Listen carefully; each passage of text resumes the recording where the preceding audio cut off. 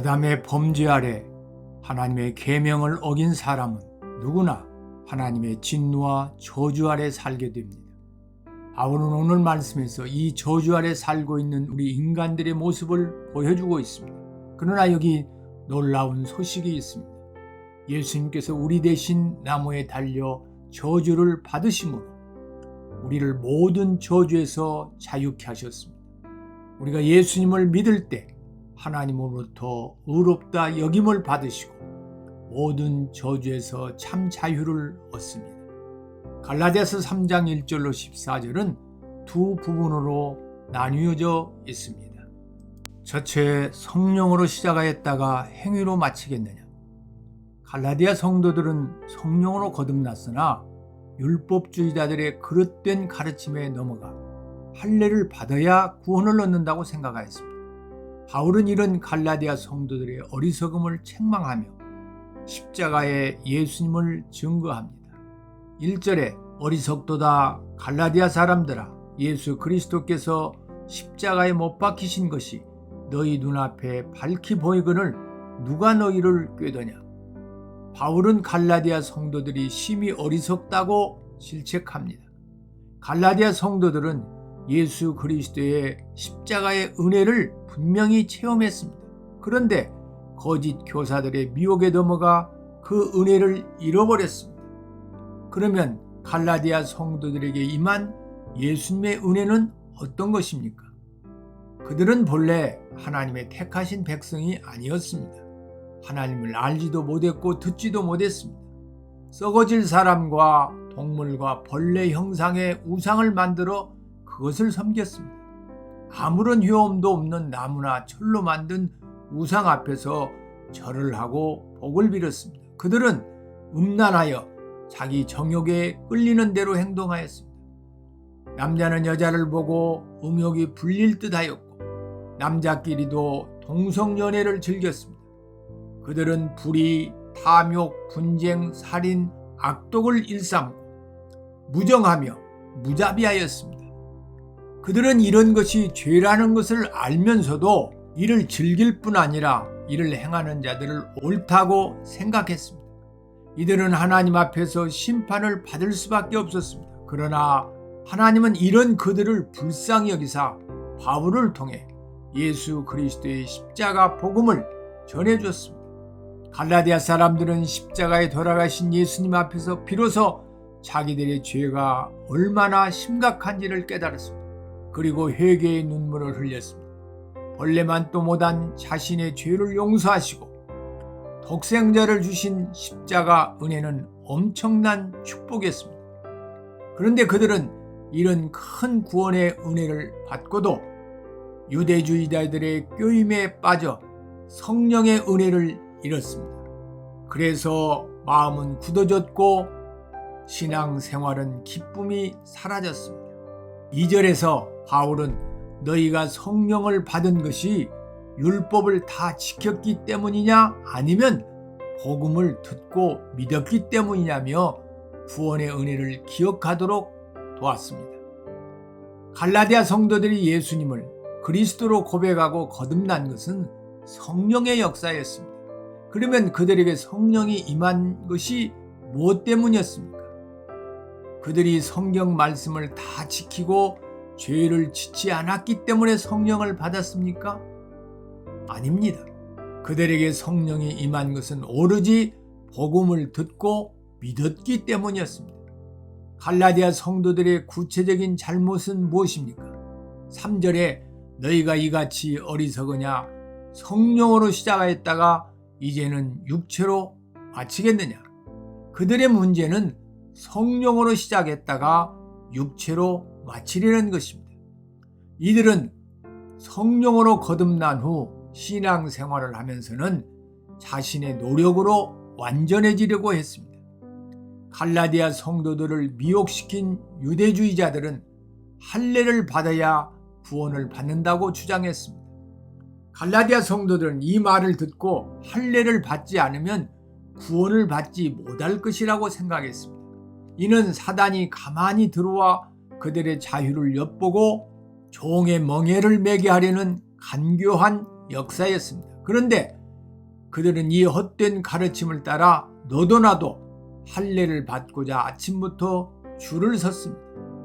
눈에 보이는 행위는 마음에 성취감을 줍니다. 뭔가 했기 때문에 마음이 든든합니다. 어떤 사람은 주일에 교회에 가서 예배 시간에 앉아만 있으면 구원을 받을 줄로 생각합니다. 어떤 사람은 착한 일을 많이 하면 구원받을 줄 압니다. 세상 사람들은 구원받기 위해서 행위에 의지합니다.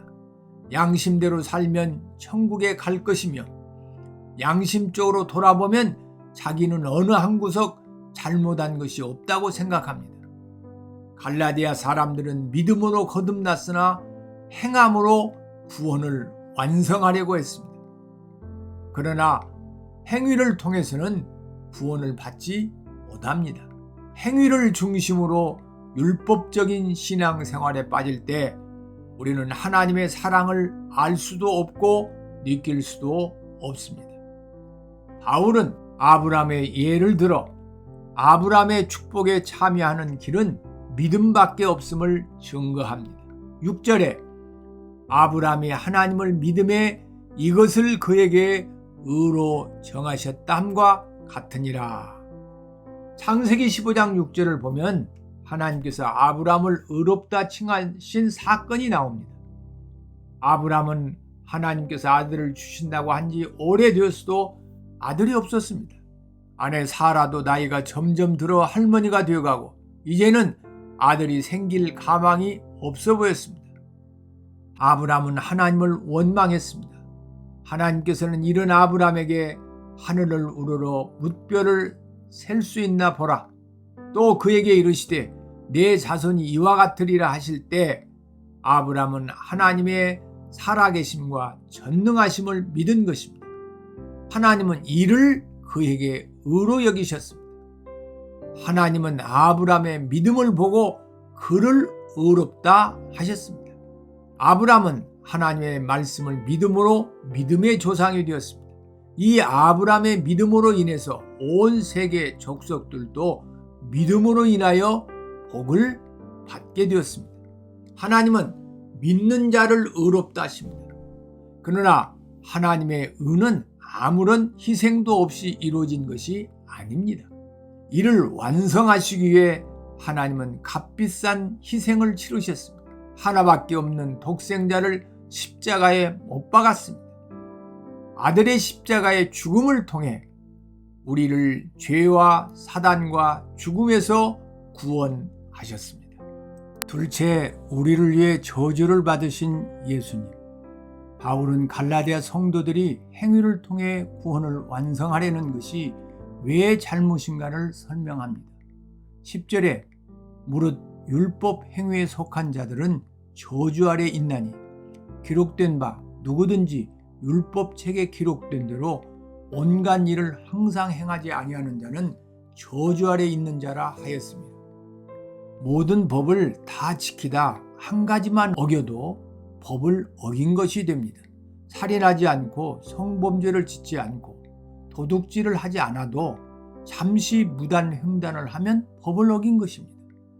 그러므로 율법을 지킴으로 구원을 받는다는 것은 불가능한 일입니다. 갈라디아 성도들이 율법을 지킴으로 구원을 완성하려고 했으니 얼마나 어리석은 일입니까? 성경은 인간의 실존에 대해서 이렇게 말합니다. 로마서 3장 23절에 모든 사람이 죄를 범하였음에 하나님의 영광에 이르지 못하더니 모든 사람은 다 죄를 범하였습니다. 그리하여 하나님의 기준에 이르지 못하게 되었습니다. 죄의 결과는 죽음이요 그 후에는 심판이 있습니다. 세상 사람들은 모두 자기가 인식하든 인식하지 못하든 아담의 범죄 이래로 하나님의 심판 아래 살고 있습니다. 창세기 3장은 하나님을 떠남으로 저주 아래 있는 인간들의 모습을 잘 보여주고 있습니다. 여자에게는 잉태하는 고통을 갖게 했는데 사단의 유혹에 넘어가 선악과를 따먹은 그에게 하나님의 저주가 되었기 때문입니다. 하나님의 저주로 남자들은 직장에서 파김치가 되도록 일을 해야만 가족을 부양할 수 있게 되었습니다. 어떤 사람은 악령에 시달리며 고통을 받고, 어떤 사람은 운명적인 가정 환경으로 고통을 받습니다. 어떤 사람은 양심에 찔리는 문제로 괴로워합니다. 인간의 죄로 인해서 땅도 저주를 받았습니다. 무엇보다 가장 무서운 저주는 사망의 저주입니다. 아무도 죽음의 두려움에서 벗어날 수 없습니다. 또한 성령으로 거듭났으나 율법적인 신앙생활을 할 때 우리는 또 다른 저주 아래 살게 됩니다. 그 저주는 율법책에 기록된 대로 온갖 일을 항상 다 실천해야 하는 저주입니다. 율법으로 인한 스트레스와 불안이 항상 우리를 괴롭힙니다. 율법을 지키다 드러난 자기의 죄악된 본성을 보며 나는 왜 이리 죄악을 행하는가? 신앙생활을 오래 했는데도 왜 죄에 넘어지는가? 나는 과연 구원을 받은 자인가? 하며 괴로워하는 저주입니다. 율법적인 신앙생활은 늘 무엇인가를 해야만 할 것 같은 강박 관념 밑에서 삽니다. 버림받은 종의 심정이 됩니다. 내면에 참 자유가 없습니다. 기쁨이 없습니다. 본성이 자꾸 살아납니다. 반복하여 죄에 넘어집니다. 그래서 절망합니다. 13절에 그리스도께서 우리를 위하여 저주를 받은 바 되사 율법의 저주에서 우리를 속량하셨으니 기록된 바 나무에 달린 자마다 저주 아래 있는 자라 하였습니다. 그리스도께서 우리를 위하여 대신 저주를 받으셨습니다. 그래서 율법의 저주에서 우리를 속량하셨습니다. 여기서 속량이란 값을 지불하고 노예 상태에서 해방시킨 것을 말합니다. 한 노예가 있었습니다. 그는 엄한 주인 밑에서 매일 힘들게 일하고도 괴롭힘을 당했습니다. 그런데 어느 날 지나가던 어떤 부자가 이 노예를 불쌍히 생각해서 많은 돈을 주고 그를 노예의 신분에서 해방시켜 주었습니다. 그는 이제 노예 신분이 아니고 자유인이 되었습니다. 하나님은 죄로 인해 상하고 찢기고 매맞아 어느 한 군데도 성한 것이 없는 우리를 불쌍히 여기셨습니다. 그래서 우리를 속량하시기로 작정하신 것입니다. 그러면 예수님은 우리를 속량하시기 위해 어떤 저주를 받으셨습니까? 구약에서는 사람의 죄를 속량하기 위해서 흠없는 어린 양을 사용했습니다. 먼저 양이 흠이 없다는 것이 확인되면 이를 준비한 사람은 양에게 안수하고 자기의 죄를 다 짐승에게 전가시킵니다. 안수가 끝나면 회막문 앞에서 그 짐승을 죽입니다. 아무 죄도 없는 짐승이 내 죄를 대신 지고 말을 못하고 그저 큰 소리로 울며 필사적으로 발부둥치다가 피 흘리며 죽어갑니다. 이때는 아무리 자기 죄에 무감각한 사람도 죄가 얼마나 심각하고 또 얼마나 큰 희생을 요구한가를 직시하게 됩니다. 그리고 말 못하는 짐승이지만 자기 죄를 속해준 것에 고마움을 느끼게 됩니다. 이후에 양의 피는 제단 사면에 뿌려지고 내장에 기름이 붙은 부위는 모두 취하여 단 위에 번제물 위에 놓고 불로 사릅니다. 이렇게 남김없이 태워지면 비로소 한 사람의 죄가 사해집니다. 예수님께서는 인간을 속량하시기에 친히 어린 양이 되셔서 죽으셨습니다. 죄도 없고 흠도 없는 그를 하나님은 세상 죄를 짊어진 어린 양으로 취하셨습니다. 그리고 친히 십자가를 지게 하셨습니다. 예수님은 우리와 같은 몸을 입으셨으므로 우리와 같은 고통을 느끼셨습니다. 예수님은 채찍에 맞을 때마다 살점이 뜯겨져 나가고 피를 흘렸습니다. 십자가에 못 박을 때는 옷도 다 빼앗고 벌거벗겼습니다. 십자가에 올려놓고 사지를 벌려 손과 발에 못을 박았습니다. 예수님의 손과 발은 몸 무게를 못 이겨 찢겨져 갔습니다. 예수님의 찢긴 살 사이로 물과 피가 흘러나왔고 그는 몸을 지탱할 수 없어 기절했습니다. 군병들은 예수님의 옆구리를 긴 창으로 찔러 피와 물이 다 빠지게 했습니다. 마치 어린 양이 피를 흘리고 사지가 찢겨지고 내장이 드러나 완전히 불태워지는 것 같은 고통이었습니다. 이스라엘 백성들은 예수님을 저주했고 군병들은 조롱했습니다. 이때만은 하나님도 예수를 버리셨습니다. 하나님은 죄를 심판하시되 철저하게 심판하시는 공의의 하나님이십니다. 하나님은 죄로 인한 모든 진노를 이 십자가에 달린 예수께 쏟아 부으셨습니다. 이 고통이 얼마나 컸던지 예수님은 울부짖으셨습니다. 엘리 엘리 라마 사막다니 나의 하나님 나의 하나님 어찌하여 나를 버리셨나이까. 그리고 6시간 후 다 이루었다고 말씀하시고 운명하셨습니다. 예수님께 내려진 형벌과 저주는 내가 지은 종 같은 죄로 인한 것입니다. 하나님의 계명을 어기고 율법을 범한 우리가 당해야 할 저주였습니다. 정욕과 음란, 시기와 미움, 분쟁과 다툼, 게으름과 안일, 무지와 회방, 교만과 혈기, 운명주의와 우상 숭배로 찌들어 저주에 살던 우리를 위해 예수께서 대신 나무에 달리셨습니다.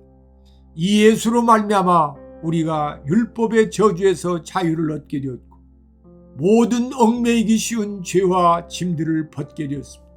로마서 3장 25절로 26절은 이 예수를 하나님이 그의 피로 인하여 믿음으로 말미암는 화목 제물로 세우셨습니다.